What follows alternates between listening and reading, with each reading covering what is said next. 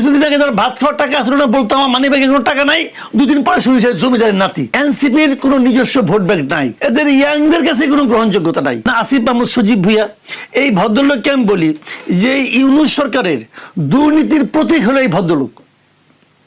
ইউনূস সরকারে অনেকেই দুর্নীতি করছে, কিন্তু একটা আইকন লাগে না, উনি হলো সে আইকন। এখন সেই আইকন হলো এনসিপি নির্বাচন পরিচালনা কমিটির মুখপাত্র এবং পরিচালক। তো এনসিপির সঙ্গে কিন্তু পবিত্রতা খুব একটা জড়িত নাই, বরঞ্চ এই চাঁদাবাজি, মাস্তানি, এই সমস্ত বিশেষণ এদের নামের সঙ্গে জড়াই গেছে। এদের কোনো গুড ইমেজ নাই। জামাতের আর যাই হোক ভাই, এরা পলিটিক্যালি কি আমি জানি না, এরা চলা যাচ্ছে না, কিন্তু এরা ফিনান্সিয়ালি যে করাপ্ট না, এটা কিন্তু তারা বিভিন্ন সময় জোর গলায় বলে, এবং এটাও কিন্তু কেউ প্রমাণ করতে পায় না। একসময় তো তারা মন্ত্রী তো ছিল ভাই, তাদের 2টা মন্ত্রী আসছিল, ওই 2 মন্ত্রীর বিরুদ্ধে কিন্তু কোনো ফিনান্সিয়াল কারাপশন কেউ পায় নাই। কাজে তারা ফিনান্সিয়ালি অনেস্ট, এটা তারা কিন্তু এস্টাবলিশ করতে পারছে। এবং এরকম একটা দল যে মিলছে এমন এক দলের সঙ্গে যারা নাকি কিছুদিন আগে যারা ভাত খাওয়ার টাকা আসলে না বলতো আমার মানি ব্যাগে কোনো টাকা নাই, 2 দিন পরে শুনি সে জমিদারের নাতি। কেউ বলে আমার এলাকার সবচেয়ে ভাঙা ঘরটা আমাদের, 2 দিন পরে বলে যে এই আমার বাড়ি হলো সবচেয়ে সমৃদ্ধ বাড়ি, আমার বাড়িতে 3টা পুকুর আছে। তো পুকুরগুলি কার? তার বাপের। ইলেকশনে যখন নমিনেশন সাবমিট করে হলফনামা দেখা যায় তার বাপের আছে 20 লাখ টাকা, তার হলো 98 লাখ টাকা। তো যে বাপের 3টা পুকুর তার 20 লাখ টাকা, আর তোমার কিছুই নাই, 2 দিন আগে চাকরির জন্য ফেফে করছো, তোমার ওইগুলো 98 লাখ টাকা। তো এই সমস্ত লোককে নিয়ে যখন জামাত যায় তখন না মিলে না, মানুষ মিলাইতে পারে না। একটা দল আরেকটা দলের সঙ্গে কখন জোট করে, এটা কিন্তু কোনো আদর্শিক জোট না, এটা হচ্ছে কি নির্বাচন সমঝোতার জোট। তার মানে এখানে ভোটের হিসাবটা হলো মেইন ফ্যাক্টর, যে ও আসলে পরে আমার ইমেজ একটু বৃদ্ধি পায়, অতএব আমি কিছু বাড়তি ভোট পাবো, অথবা ওর কিছু ভোট ব্যাংক আছে, সেই ভোটগুলি আমার লোক পাবে, আবার যেখানে ওকে দিতে হবে সেখানে আমি দিব, লেনদেনটা হবে ইকুয়াল হবে। এটা একটা আনইভেন হয়েছে, আন্ডারস্ট্যান্ডিং হয়েছে, এটা আমি মনে করি। বরঞ্চ জামাতের লস হবে কোথাও, আমি জামাতের লসটা বলি। গত অগাস্টে হাসিনা সরকারের পতনের পর সারা দেশে আওয়ামী লীগের নেতাকর্মীদের উপর এক ধরনের টর্চার চলছে। মামলা মোকদ্দমা হয়েছে, দখলদারি হয়েছে, চাঁদাবাজি হয়েছে, এবং এই পুরো কাজটার জন্য 95% ক্ষেত্রে দায় ছিল বিএনপি অথবা বিএনপির নামধারী কেউ একজন। সে নিজে বিএনপি করে না, কিন্তু বিএনপির নাম নিয়ে চলে, যুব দল হতে পারে, ছাত্র, এরা করছে এগুলো। সেই সময়ে জামাতের খুব একটা ইতিবাচক ভূমিকা ছিল। জামাত ওদেরকে প্রোটেকশন দিচ্ছে নানাভাবে, এবং তাদেরকে এক ধরনের হেল্পও করছে। এই যে ইতিবাচক ভূমিকাটা, এই ভূমিকার ফল কিন্তু আপনারা পাচ্ছেন হলো এই যে রাকসু নির্বাচনে, এখানে কিন্তু ওই ফলটাই কিন্তু এখানে আসছে। মানে এরা ভাবছে, আওয়ামী লীগের এই সমস্ত লোকরা ভাবছে যে জামাত আমাকে সেভ করতে পারবে, জামাত আমার জন্য কম ক্ষতিকর, এরকম একটা ভাবনা। তারা জামাত বিএনপি কাউকে পছন্দ করে না, কিন্তু কম ক্ষতিকর হিসাব করছে। এখন জামাত যখন এনসিপির সঙ্গে জোট করছে, তখন তাদের কাছে আপনি আওয়ামী লীগের যে কোনো লেভেলে একজন লোককে বলেন যে জামাত, বিএনপি, এনসিপি, তুমি সবচেয়ে অপছন্দ করো কাকে, সে 1 নম্বরে বলবে এনসিপি। কি কারণে বলবে? যে তারা তো একটা রাজ চালাচ্ছিল, সেটা দুর্নীতি হোক, দখলদারিত্ব হোক, একই আনন্দের সঙ্গে তারা মানে কাজকাম করছিল। এই কাজকামটা বন্ধ হয়েছে কার জন্য? সেই আন্দোলনে সবাই ছিল, জামাত ছিল, বিএনপি ছিল, সবাই ছিল, কিন্তু দাবিদার কারা বেশি? এরা হলো দাবি, এরা নিজেরাই দাবি করে আমরাই সে আন্দোলন করছি, আমরাই হটাইছি, আমরাই আওয়ামী লীগের পলিটিক্যাল অ্যাক্টিভিটিস স্থগিত করছি, আমরাই করছি, হাসনাত দলিত করছি এগুলো। তো সেই হিসাবে তাদের রাগটা কিন্তু বেসিক্যালি এনসিপির সঙ্গে, এবং যে কারণে এই যার সঙ্গে তাদের সবচেয়ে বেশি রাগ, সে যখন তুলনামূলকভাবে যাকে নিরাপদ মনে করে তার সঙ্গে যে যুক্ত হয়, তখন তারা কিন্তু একটা সন্দেহ করবে।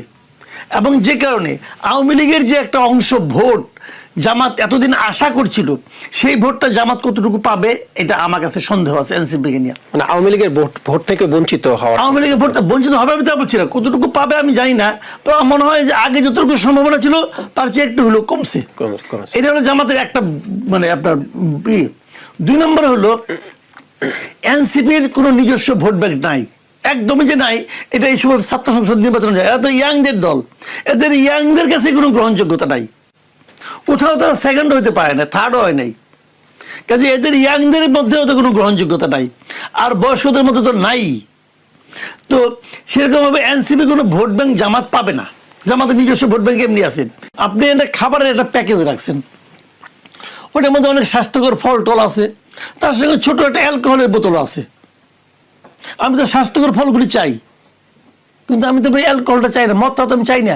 সরকার যে প্রক্রিয়া বোঝায় জীবনে বুঝবে না, এটা বুঝাইতে হবে পলিটিক্যাল পার্টিগুলো। নির্বাচন কমিশন এই চ্যালেঞ্জটা করতে যেয়ে তারা ঝামেলা পড়বে, তারা এটা মানে সমাধান সহজে করতে পারবে না।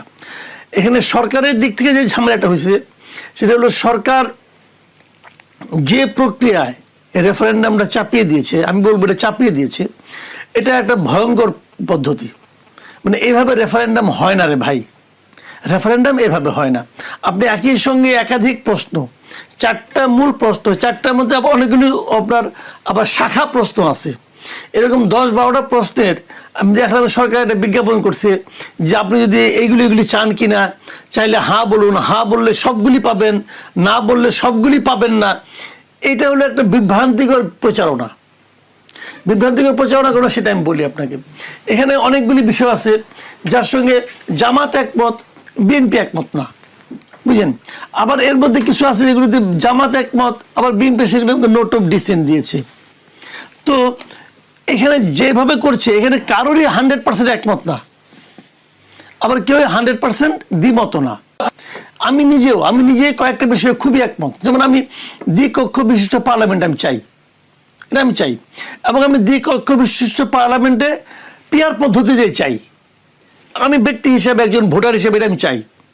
আবার ওখানে অনেক কিছু আছে যেগুলো আমি চাই না, যেমন অনেক সাংবিধানিক যে ইগুলো আছে, আপনার যে আপনার প্রতিষ্ঠানগুলো আছে সেগুলো গঠন প্রক্রিয়া যেভাবে করছে ওটা আমি চাই না। এখন আমি যদি না দেই তাহলে তো আমি উচ্চ কক্ষ পাইলাম না, তাহলে তো আমার লস হয়ে গেলো। আবার যদি হ্যাঁ দেই তাহলে তো ওইটা আমি চাইলাম না, তাহলে তো আমার তাও লস হয়ে গেলো।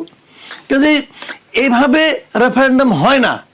যদি এমন হতো যে প্রত্যেকটা, এখন তো আমাকে 2টা ঘর দিয়েছে টিক চিহ্ন প্যাকেজ করে, যদি প্রত্যেকটার পাশে টিক চিহ্ন থাকতো, এখন তো চারটার জন্য একটা, একটাই মতামত। পৃথিবীর কোথাও ওনারা দেখাতে পারবে না 4টার জন্য একটা টিক চিহ্ন দেওয়া হয়, এই প্যাকেজ হয় না। আমি আপনাকে একটা সিম্পল এক্সাম্পল দিই। আপনি একটা খাবারের একটা প্যাকেজ রাখছেন, ওটার মধ্যে অনেক স্বাস্থ্যকর ফল টল আছে, তার সঙ্গে ছোট একটা অ্যালকোহলের বোতল আছে। আমি তো স্বাস্থ্যকর ফলগুলি চাই, কিন্তু আমি তো ভাই অ্যালকোহলটা চাই না, মদটা তো আমি চাই না। কিন্তু বলে না, নিলে তোমাকে পুরোটাই নিতে হবে। এটা কেমন কথা রে ভাই? মদ এবং ফল একসঙ্গে যায় না। কাজে এই রেফারেন্ডাম এটা একটা ফালতু, মানে একটা ভয়ঙ্কর রেফারেন্ডাম আমি বলবো। বাংলাদেশের জনগণ এটা নিয়ে অত আগ্রহী না, কিন্তু যদি রাজনৈতিক দলগুলো যদি মাঠে নামে, যেমন ধরেন আওয়ামী লীগ, আপনার জামাত আছে, এনসিপি আছে, ইসলামী আন্দোলন আছে, এটা একটা জোটের মতো আছে, ওদিকে বিএনপি আছে, বিএনপির সঙ্গে আরো কিছু জোট টোট আছে। এখন এরা সবাই যদি এই প্রসঙ্গটা নিয়ে মানুষের কাছে যায়, মানুষ জানবে, একজন জানলে তার কাছ থেকে আরেকজন জানবে। কিন্তু এমনিতে যে এটা নিয়ে মানুষের মধ্যে খুব একটা চিন্তা আছে, আগ্রহ আছে, উৎসাহ আছে যে এটা করবো, এটা হবে, ভাই দ্বিকক্ষ বিশিষ্ট পার্লামেন্ট বাংলাদেশে কয়জন লোক বুঝে বলেন তো আপনি আমারে? কয়জন লোক বুঝে? মানে 1% লোকও বুঝে না। কারণ বুঝবে কেমন করে, কোনদিন তো দেখে নাই, এমন দেখে নাই। এখন এটা হলো বুঝাইতে হবে। কে বুঝাবে? সরকার যে প্রক্রিয়ায় বুঝায় জীবনে বুঝবে না, এটা বুঝাইতে হবে পলিটিক্যাল পার্টিগুলোর।